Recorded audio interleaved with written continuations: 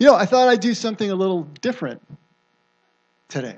And I don't really know what's going to happen. I mean, I have a general idea of what I want to say, but I think that's sort of the point is the medium will be the message here in terms of what I want to talk about. And I think, even though we're limited in time, if I'm saying something and you really don't get it or you have a question, go ahead and raise your hand.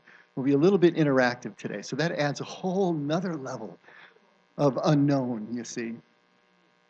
And just so no notes. I just want to talk for you a bit, with you a bit. Last week, Frank was talking about duality versus, he didn't use the word, but unitive consciousness. But he was talking about duality. He was talking about the fact that we process things, as polar opposites. And if we really want to move into the kind of kingdom connection that Jesus is talking about, then we're going to have to deal with what we normally deal with as opposites. We've got sin, we've got actions that are mating over here with other things that we see as righteousness or complete rest in the spirit. And those seem to be polar opposites. But how do we process them if we're going to be not working in duality, but working in some kind of unity? And that's really the issue. Frank brought that all up. I want to kind of jump off from there and talk about how it is that we actually start to work toward that unity, that unitive consciousness, that leaving duality behind. And to start with, I want you to think about how your minds work, how your brains work. Because really, when you think about it, the only thing that your mind does is make distinguishments, right? What our mind actually does is compare and contrast. It finds the edges of things. It distinguishes one thing from another. I mean, think about it. I'm sitting here and I'm looking at cowboy. How do I know it's cowboy? It's all based on contrast, isn't it? If I can't find the edges of cowboy, as I'm looking at him right now, there's no cowboy there. Why does camouflage work in the jungle or in the desert? Because it blurs the edges, it erases the edges, and so you don't see anymore. So my looking at cowboy and seeing him as cowboy is because I'm seeing the edges that make him distinct from the background, distinct from everyone around him. I'm seeing facial features that I am judging and thinking about, and I go through my mental Rolodex and say, okay, that's cowboy as distinct from anyone else. This is the way our mind works. Your senses work the same way. It's a catalog. This smell, not that smell. This scent means this. This scent triggers this. This scent triggers that. Touch the same way. But if you really think about what our minds are doing, they are always comparing and contrasting. They are always pitting one thing against another, and it's absolutely necessary. What would life be like if we couldn't do that? If we couldn't make those kinds of connections? If we didn't find the edges of things? We couldn't navigate through life. We wouldn't be able to survive. This is the part of us, and we share it with the animal kingdom, to an extent, to be able to make those kinds of distinctions. We've got to be able to make those kinds of distinctions. Our life depends upon it, and our survival depends upon it. But here's the interesting thing.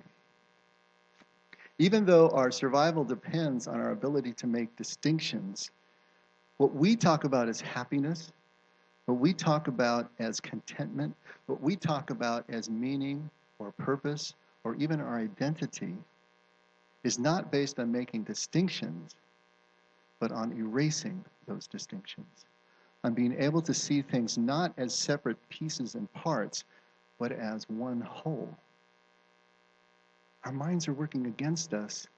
They're saving us on one hand, and they're working against us in terms of the things that we count as human beings to be our basic purpose in life, which most of us would say is to find the peace, to find the serenity, to find the contentment, to find the purpose, and to figure out finally who we are. It's so interesting the way this is all set up. I don't know if you've ever thought about it this way. But that which allows us to survive physically is also chipping away at our ability to find why we're really here spiritually. See, this is why the shape of the journey is so important. And I know we've gone over this before, but the overall shape of our spiritual journey, the motif that runs through the Bible from start to finish, is always the descent and then the ascent on the other side. Descent, ascent. In terms of Jesus' passion, it's often called the Paschal mystery.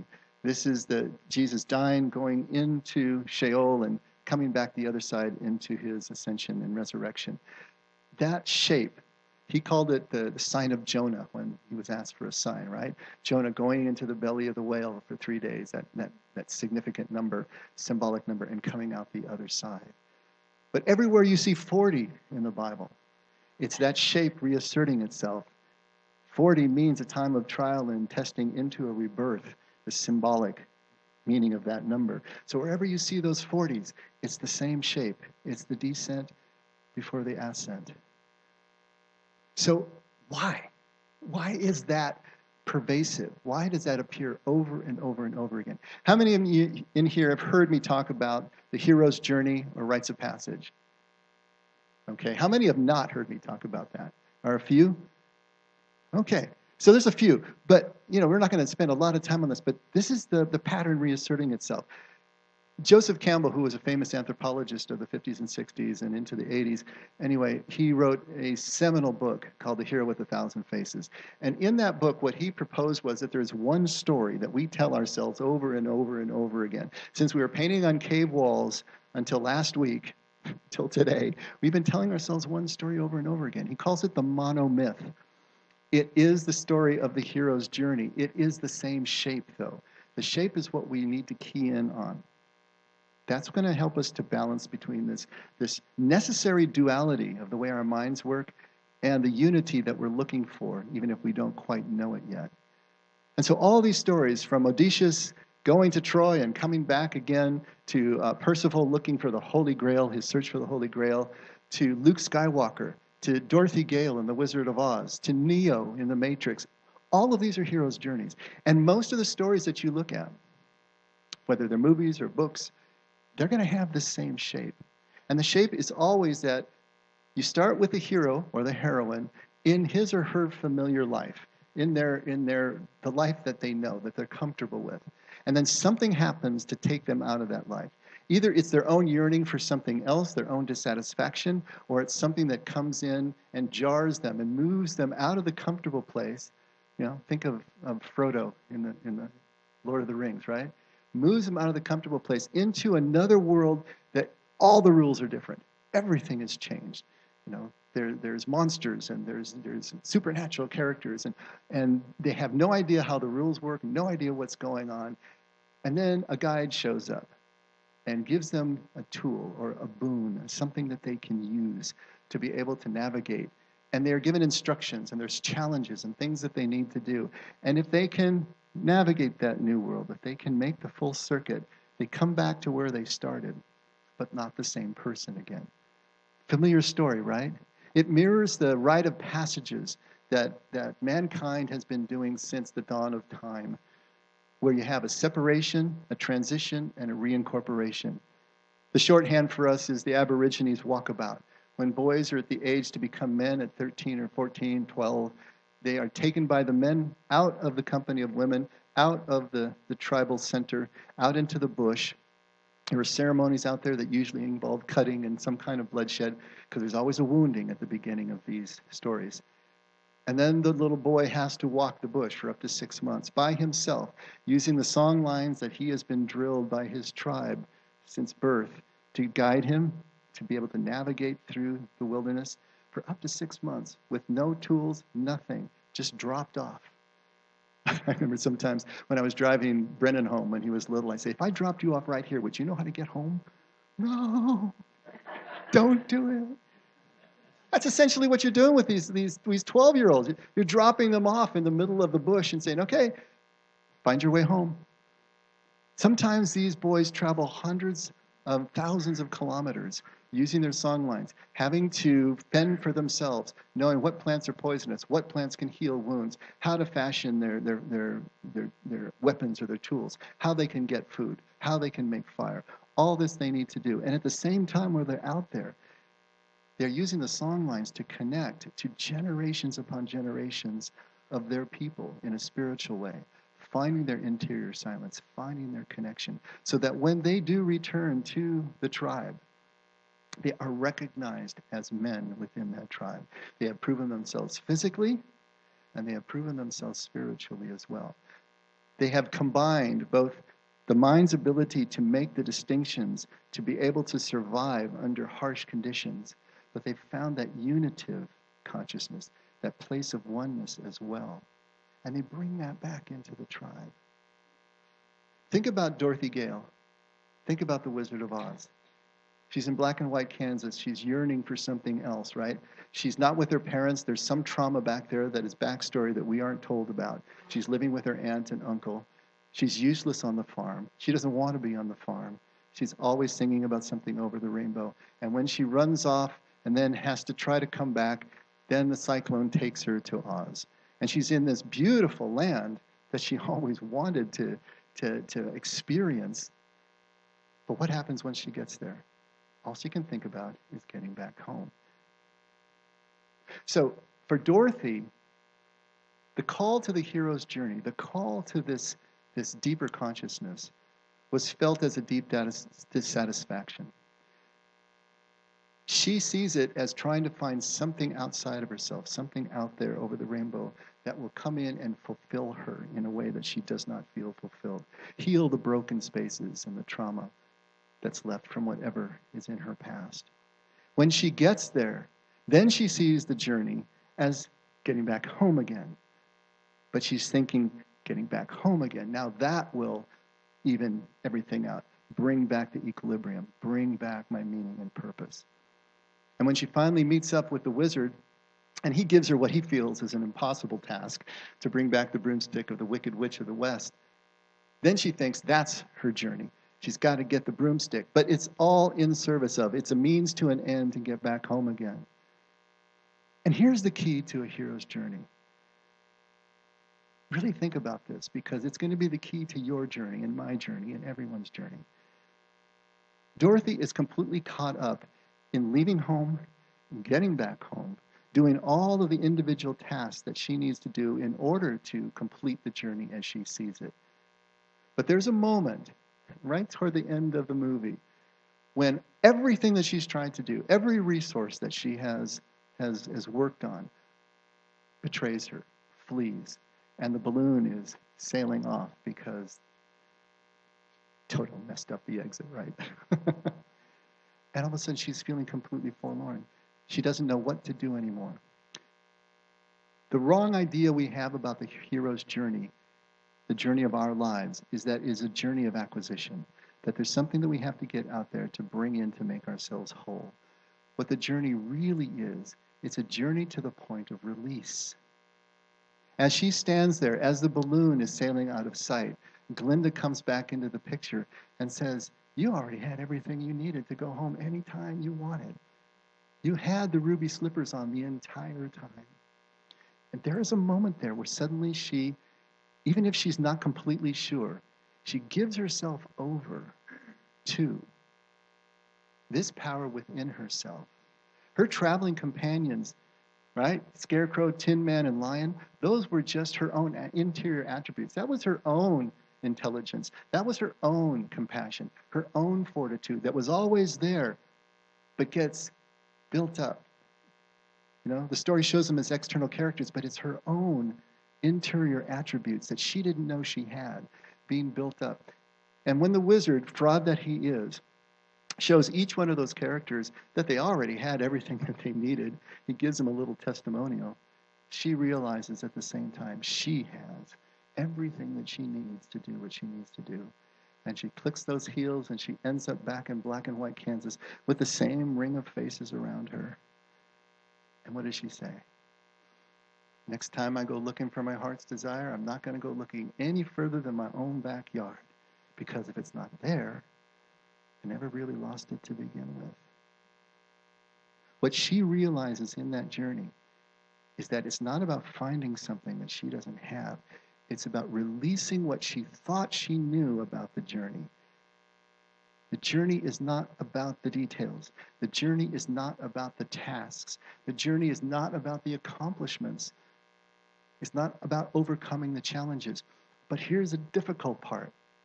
We have to take those challenges and those tasks absolutely seriously if the journey is going to lead us where it's supposed to lead us. But if we take them too seriously, if we think they are everything, then we will never get where the journey is leading. Because the journey is always leading somewhere deeper. The journey is always leading beneath all of those things that lay on the surface of our lives. It's the same shape, you see. We have to descend beneath all the things that we think are going on in our lives so that we can ascend on the other side. Come back to the place that we started, knowing it for the first time, and actually having something that we can gift our community with that we couldn't do before. Think about stories from the Bible. Think about Abraham, right? Abraham was called by God to leave the land of his, between the rivers in Mesopotamia, comfortable, built up, it's the city, everything is great. Leave that land and go to a land that I will show you, out into the wilderness. Classic start of a hero's journey, right? He's in the land that's comfortable for him, everything he's always known, and he has to leave that. He thinks it's about finding a new land for himself and for his family. And then God tells him, I will make you a father of many nations, a great nation, so many that the stars, they're like the stars that can't be counted, or grains of sand on the beach. Then he thinks it's about this posterity. He thinks it's about that.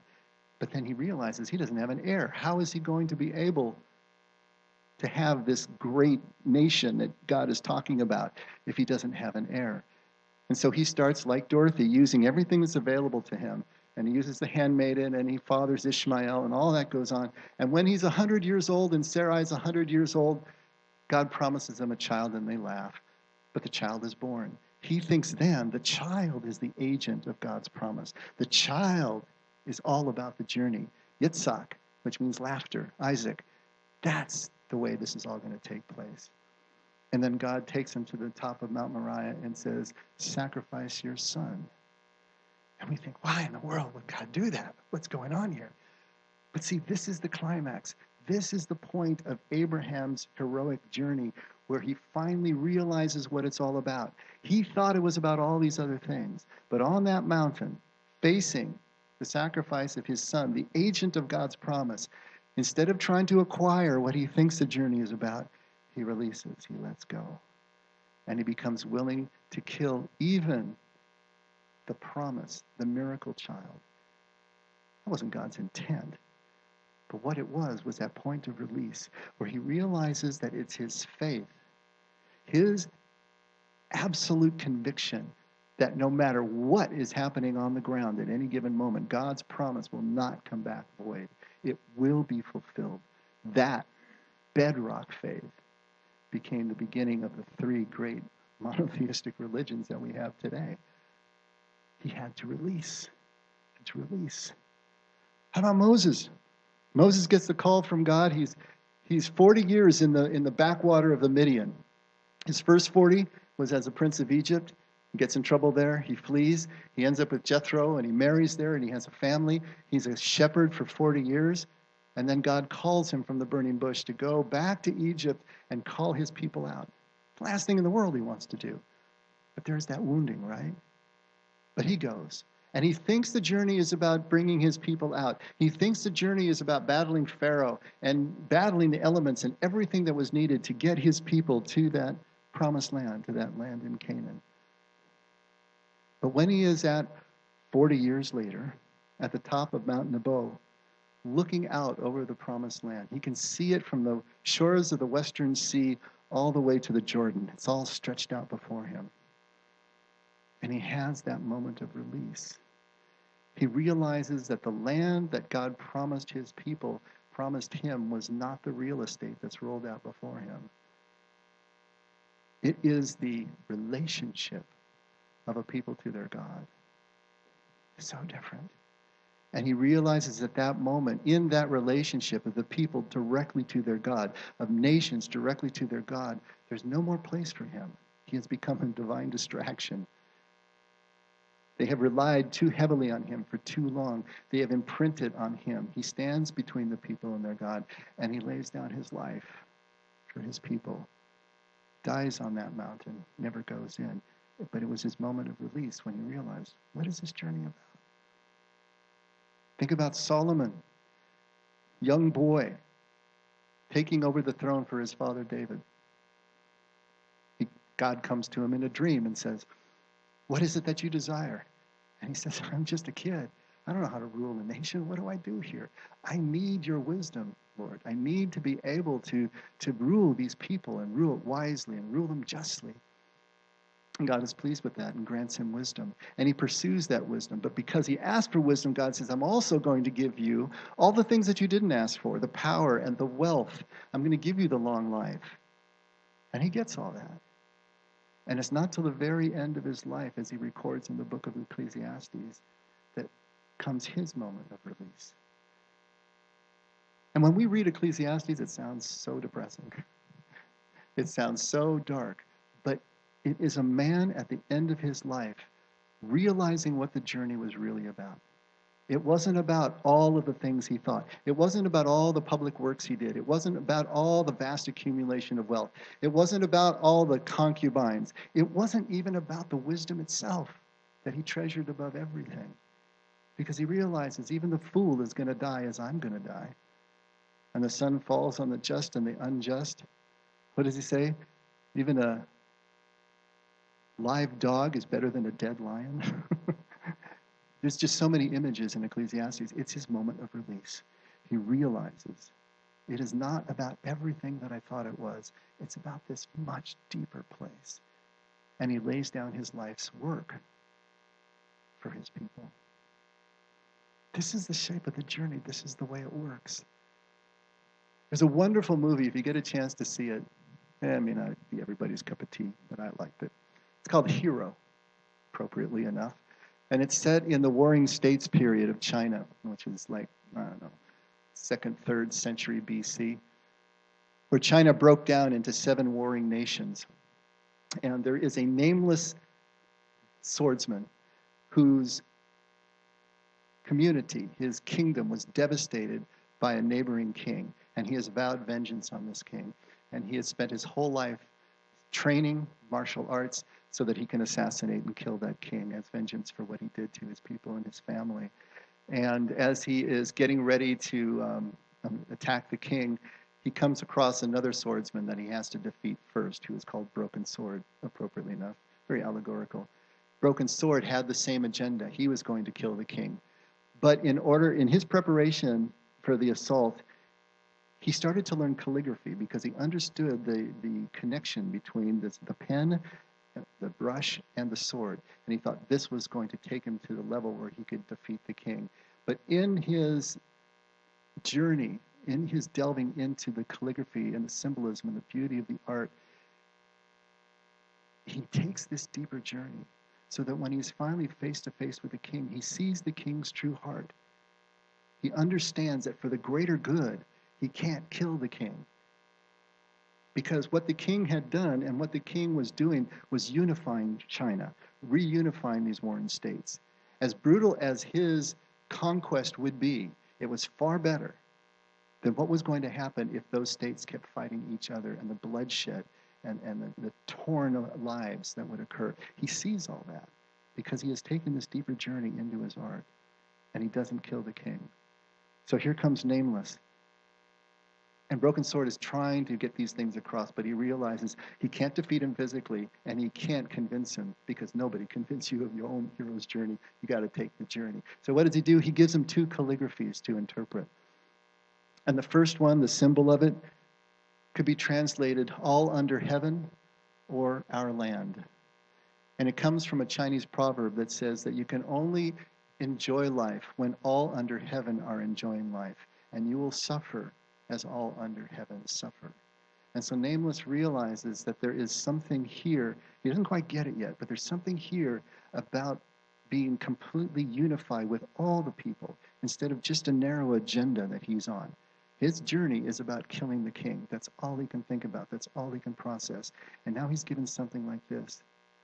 The second calligraphy is only interpreted in the very final frames of the film. And the way that it interprets is in three parts. The first is a unity of man and sword. And the idea here in the development of martial arts, you get to the point where the sword is completely a part of the warrior. There is no distinction. It's all one thing. You know, it's completely unified. The second one is see if I'm going to be able to get this right. It is the unity of man and sword, or the sword moves into the heart of the warrior. First one is the unity. The second one is the sword moves into the heart. So at this point, the martial arts have been internalized to the extent that two warriors can stand across from each other, and the whole battle can be fought just in their minds, just in looking into the eyes of their opponent, and they never have to strike the first blow because they know exactly what would happen. It's so internalized with them. And the third is the absence of sword in hand or heart, to get to the point where battles never need to be fought at all, because the warrior has moved beyond the need for such tactics. As Nameless considers these, and just in those last final frames, as he's face to face with the king, he realizes the same thing that Broken Sword has realized, and he lays down his life for the good of all under heaven. He realizes what the journey is really about. He takes that deep dive and comes back up the other side. Jesus does the same thing, doesn't he? You know, because of who Jesus is theologically to us, we forget that he was a human being living in a family of human beings. Do you know that in Mark 3, there is a line that Jesus is teaching in a house that's overflowed and spilling out into the streets, and his family comes.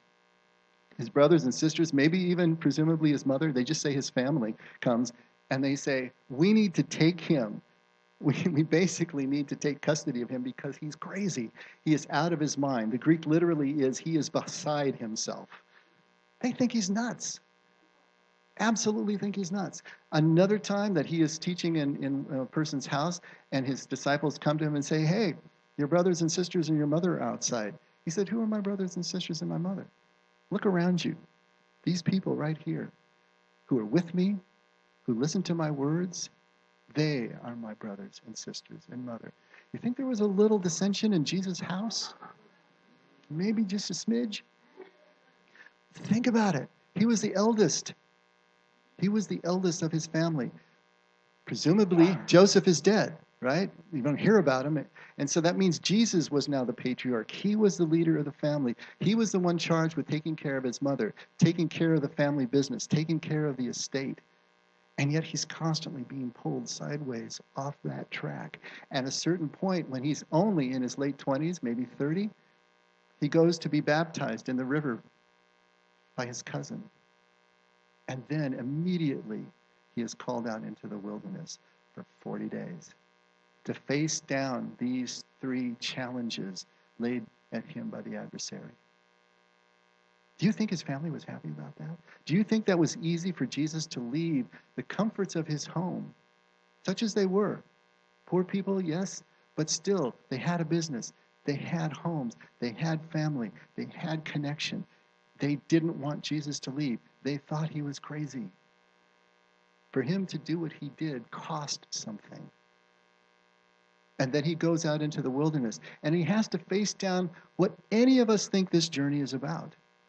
We all think the journey is about the things that we produce, the things we accomplish, the tasks and the challenges that are presented to us. So what does Jesus have to face down? He has to face down turning stones into bread, which Henry Nouwen said beautifully is the call or the compulsion to relevance, right? He was asked to bow down to the adversary so that he would be given control of all the kingdoms of the earth. That's the need for power. And then he would say, hey, throw yourself down from the pinnacle of the temple so that angels will bear you up. That would have been in front of adoring crowds. That's the compulsion for celebrity, to be spectacular. All these things Jesus had to face down. He had to figure out, just as we do, just as everyone else in the Bible or everyone else in the monomyth has had to figure out, what this journey was really about. It wasn't about what we think it's about. It's always about something different. And then Jesus is able to come back to his community and bring with him those gifts, to bring the good news, to bring the knowledge of the love of his Father to a thirsty people. That's the hero's journey. That's every single one of our journeys. How do we balance the necessary duality, the necessary function of our egoic minds, our brains, that all it can do is distinguish, compare, and contrast? How do we balance that with this sense of unity, this sense of oneness, this sense of connection? This is how we do it. We have to, at some point, become willing to lay down our lives, metaphorically, to lay down our life's work, to lay down the accomplishments, to lay down the need for all of the busyness, all the things that we think our journey is about, and to sink deeper beneath that and find the unity that lies beneath the surface, to take the hero's journey, to answer the call. And the way to do that so often is to allow yourself to be blown off course, to allow yourself to make the mistakes. We try so hard not to make a mistake, but it's the mistake. It's the twister that comes and blows you off to Oz, even when you're trying to go back to Auntie-M, right? That's what happens in life. We fight and resist those changes so hard. We fight so hard to keep on track the expectations that we have for our lives, the track that we have for our lives, that we never allow ourselves. And even when we do get blown off course, even when we do fail, even when circumstances take us, trying to take us on a hero's journey, we just whine and complain about how horrible that is and why me, and we become victimized rather than seeing it as the opportunity to look beneath and behind that curtain, to look underneath the surface of things and see something different. Can we allow ourselves that kind of fluidity to flow with what life is throwing at us rather than rigidly trying to keep on with what we think? Until we let go of all the machinations, getting broomsticks and doing whatever we have done to try to get back home again and realize that we're already wearing the slippers. Until we realize that even if the child of promise dies, that the journey continues and will be fulfilled. Until we get to that moment of release, we are not going to get the point of our journeys. We will not be able to come full circle. I've done all the talking here. I'm sorry. Get me on a roll.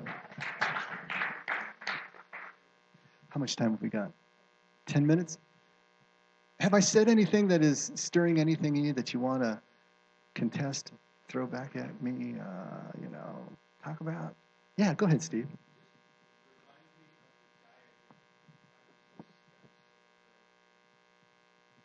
Oh, yeah. So it's going to start with a wound. First of all, the hero or the heroine is in their familiar world, their comfortable world. And then there is a wounding. There's always a wounding. Either it's internal or it's external, but it's a wounding that kicks them out. That is the call. They have to answer the call. So that would be the third point, where they actually answer the call. There is the case of where you don't answer the call. And really, for most of us, that's what happens. Even Dorothy, she takes the journey. She hits Professor Marvel. He tells her how upset Auntie-M is. She tries to go back again, but the twister takes her on to Oz. So many of us don't answer the call. And when you think about this, think about what's going on. Think about it in terms of Adam and Eve in the garden. They're completely one. They're only unitive consciousness. They don't have the ability to distinguish yet until they eat from the tree of the knowledge of good and evil. Now they have the ability to distinguish. Now they're full human beings. That's analogous to us as infants, as children, in that infant world. Until we hit the age of reason and our minds allow us the ability to be able to distinguish, we can't do it. And then our whole lives are about getting back to the garden again, getting back to that unity, but now it's volitional. Now we choose it. We still have the ability to distinguish, and we choose the unity that's different. And as long as we're breathing, it's always a balance back and forth. That's why this monomyth persists, because it mirrors our journey from birth to death and countless times, wheels within wheels in between. Every time you lose a job, every time you get a job, every time you get married or have a child or a death occurs, that's another hero's journey. It's kicked you out of the familiar place, created the wounding that then goes to the call. Either answer the call or don't answer the call. But if you don't answer the call, you enter into this gray wasteland.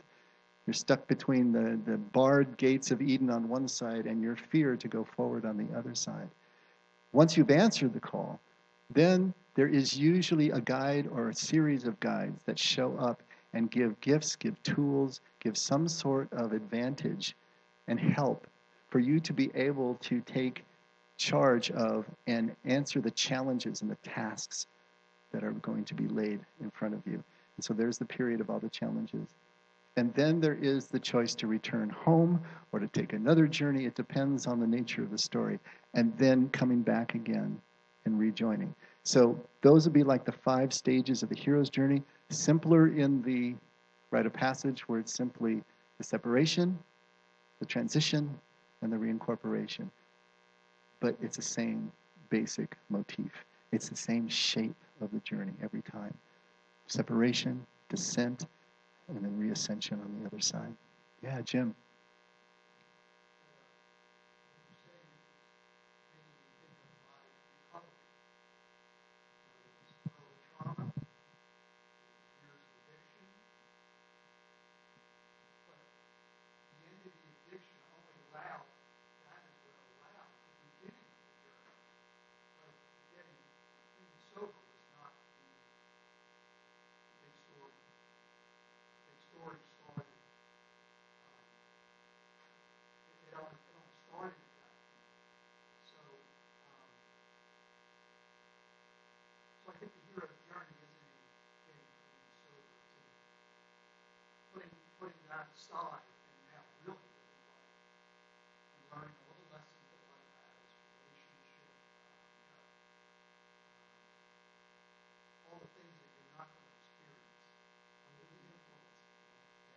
And you're absolutely right. The whole process of rehab, the whole process of coming out of an addiction, absolutely hero's journey. But we think that the journey is about sobriety. It's not about sobriety. Sobriety is one of the challenges, one of the tasks along the way. And if we finally get to the point where we can release even that and get down to find out that it's a spiritual awakening underneath. But if we don't take our sobriety seriously, if we don't meet those challenges seriously, then we'll never get to the point where we can get to the place of release. There's that balance, you know? You got to take them seriously, and you got to live them and meet those challenges for all you're worth. But you can't see them as the only thing that your life is about. There's the balance, you know? Trying to navigate that all the time. Yes? The call can be anything that disturbs your peace. Many calls. Like I said, you know, you have an illness. Maybe you get a car accident and you're laid up for 6 months. Maybe you lose your job. You have a child, lose a child, get a marriage, get divorced. Divorce is a huge rite of passage. It's got separation, transition, and hopefully reincorporation on the other side, right? Anything in life. It can be small or it can be huge. And that's the important thing. Don't miss the insignificant calls to the journey because they seem insignificant. The littlest things can be another journey. You get a new job and you have a boss that just seems to hate you and is making your life miserable. That's a call to the journey. The same steps, the same stages are going to be necessary for you to navigate that as well. Yeah.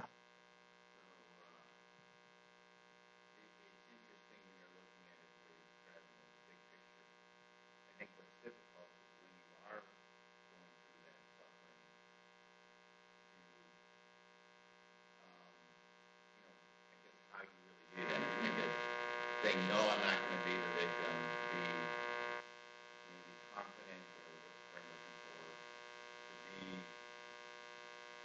not as anxious, maybe a certain confidence that it's going to from it, I guess those kind of things. One thing to talk about if you are, but when you're in that pit. And that's exactly why we're talking about it. All right? It's kind of like you go into a hotel and they got those evacuation plans on the wall, you know? The time to read the evacuation plan is when you first get there and there's no fire burning. Because once the fire's burning, it's too late, you know? The smoke's in the hallway and you're just running around blind.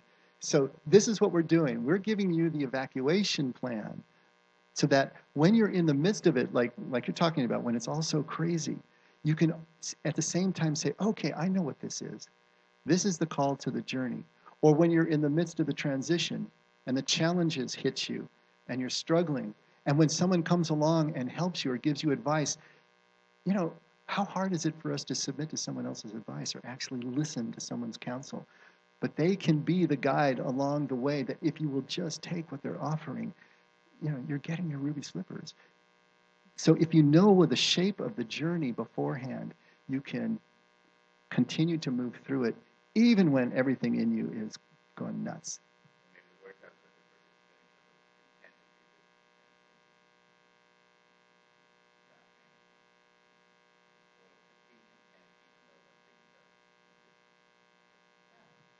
intended to do. It can really make a difference if you understand the shape that you're going through, because then there's purpose even in the pain, right? That's the whole point. Thank you. Yes. You can't do it by yourself. There's an ancient Christian saying that one Christian is no Christian. Do you get what's going on there? Christianity is defined by relationship. And don't do this on your own. And Christianity is really defined by the shape of this journey. Not about the theology, not about the ritual, nothing. The ritual is meant to mirror the journey. The ritual is meant to take us into the shape of the journey. If it's not doing that anymore, then throw it out. It has no purpose. But originally, that's what it was meant to do. It was meant to mimic that shape. That's what's important. And yes, you cannot do this on your own. Ian and I were just talking about that yesterday, that without each other, we can't do anything. And that's when we call the church the body of Christ. We are the hands and the legs and everything that moves with Christ in us. Nothing can happen without all of us. We can't do this on our own. Preach it, sister. Can't do it on our own. No, we can't. And that's been the message for all time. We don't, think about this, we really don't love God directly. How do you do that? How do you love unseen spirit directly inside of these bodies? We love God by loving each other. That's what John said in 1 John 4. Anyone who says he loves God and hates his brother is a liar, right? We love God through loving each other. We relate to God by relating to each other. We find our connection with God by the participation in this circuit, this cycle that we call the hero's journey. And if we know the phases of it, we can make friends with even what is so difficult when you're in the midst of it, and press on, persevere, keep taking the next step, don't give up. And we realize that even as we take seriously all of these tasks and challenges, even as we raise our kids and build our businesses and build our ministries or do whatever the heck it is that we do, and we take these things seriously, at the same time, we're holding lightly enough to realize that the meaning lies beneath. The meaning is somewhere else. And if we can persevere through that, we will connect with it.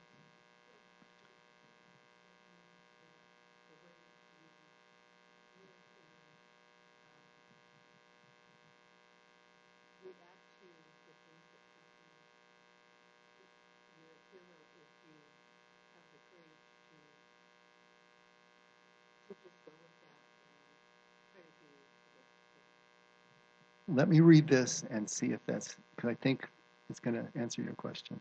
And we'll end with this. This is from the chapter of my book, Western Songlines, called Hero. As with all these great heroes, when we answer our own calls and set off, the journey is never what we think it is. The issue at hand is never the real issue, because the physical task to which we set ourselves can only find completion externally in our roles and accomplishments, firmly staking our sense of identity, meaning, and purpose somewhere over the rainbow. Whether we set off in life to build a business or a legacy or even to feed the hungry or save souls for God, our true purpose is not the completion of any of these. But if we are true to the physical task, in the course of facing the inevitable trials along the way, we begin to learn about life, to see relationship where we previously only saw separation, to draw connections between dots that seemed previously unconnected. Almost in spite of ourselves and regardless of our stated task, if we persist long enough, we will stumble across the trailhead to Jesus' way, fall down the rabbit hole, and if we're willing, let the real interior journey begin. A hero is not someone who sets out and successfully completes the task he or she is expected to accomplish. A hero is someone who simply sets out, and in the setting out, accomplishes the unexpected. A hero allows himself to be blown off course, allows herself to be gathered up into the eye of the whirlwind, patiently shrugs off repeated shovels of dirt dropped into the well of preconception, releases everything believed to be crucial at the outset of the journey in favor of what really is. A hero engages fully, holds nothing back, becomes willing to lay down the mission itself when a greater good presents, and becomes ultimately willing to lay down his or her own life for the good of all under heaven. A hero allows the journey to unfold at its own pace, relishing the surprise and shock of unanticipated vistas, allows the mission to be accomplished in ways never dreamed, continuing on until the circle is complete, until he or she is home again with blessing in hand for all under heaven.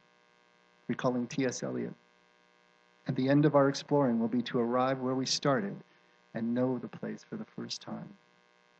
A hero is not the one who completes the journey, but the one whom the journey completes.